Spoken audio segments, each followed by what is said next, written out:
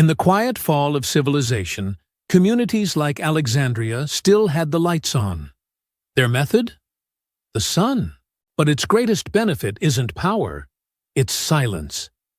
Where sound attracts the dead, a quiet energy source is the ultimate tool. This technology also offers a strategic high ground, with panels mounted on roofs, safely away from the ground-level threat. This silent, safe energy could power the most critical tools for rebuilding: radios, water pumps, and medical equipment. But is it that simple?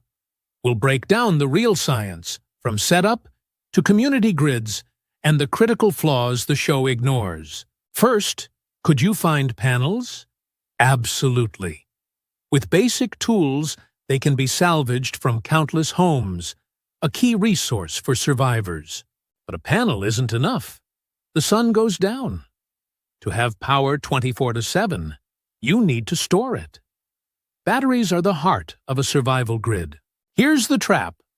Most modern solar systems are grid-tied. When the main grid fails, a safety feature shuts them off, making them useless. So, for true power after the fall, you need three things: salvaged panels, a battery bank, and knowledge to wire an independent system. This solar plus storage setup has a massive advantage. While others risk fuel runs for noisy generators, a solar user is silent and safe. With a decent setup, a single shelter can have reliable power for lighting, communication, and security day and night. Let's examine why your neighbor's panels go dead with the grid. It's a safety mechanism called anti-islanding. It prevents a home from electrocuting line workers.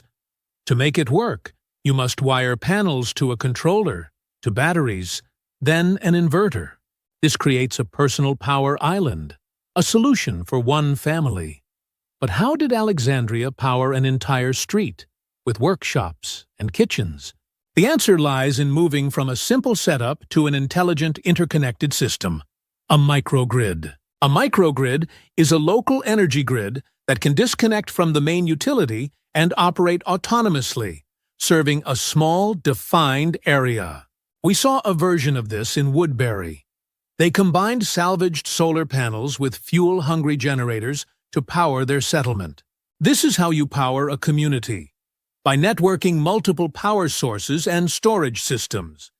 A practical solution the show depicted accurately. Alexandria's setup was more sophisticated. Their use of extensive solar arrays shows distributed generation, producing power where you use it. Here's the incredible part. The science says this is feasible. A well-designed microgrid, using today's tech, could run for years. So the show gets a lot right. Salvaging panels and building microgrids are sound strategies. But there's a dark side never shown. Problem 1. Solar panels are not immortal. They have a typical lifespan of 25 to 30 years, after which they become less effective. Problem 2. They die a slow death. Every year, panels lose about 0.5% of efficiency. A 20-year-old panel is much weaker. Problem 3. They need to be clean. A simple layer of dust, dirt, or leaves can drastically reduce power, requiring risky maintenance. And the biggest problem? The weather. A long stretch of cloudy days could drain a community's batteries, leaving them powerless. So how do you build a system that's silent, powerful, and survives its own flaws and the unpredictability of nature? You synthesize. You depend on the silent advantage of solar. But like Woodbury, keep a generator for those long, dark weeks. You combat degradation with knowledge.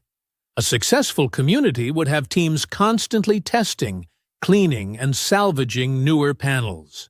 This is the ultimate lesson. The key isn't just having panels. It's having an organized community that can manage them as an adaptable system. So, is the solar power in The Walking Dead realistic? The verdict is yes. While it glosses over maintenance, its core premise is sound. Solar is not a magic cheat code. It's a powerful tool that, with knowledge and community effort, becomes the foundation for a new world. The struggle for power in the show is a lesson in distributed energy and microgrids, concepts experts are pushing today for our own world. In the end, the fight to keep the lights on proves the most powerful resource isn't a weapon, but the ingenuity to harness a star. What other piece of technology from The Walking Dead do you think would actually work? Let us know in the comments. Thanks for watching. Check out our other videos breaking down the science of survival.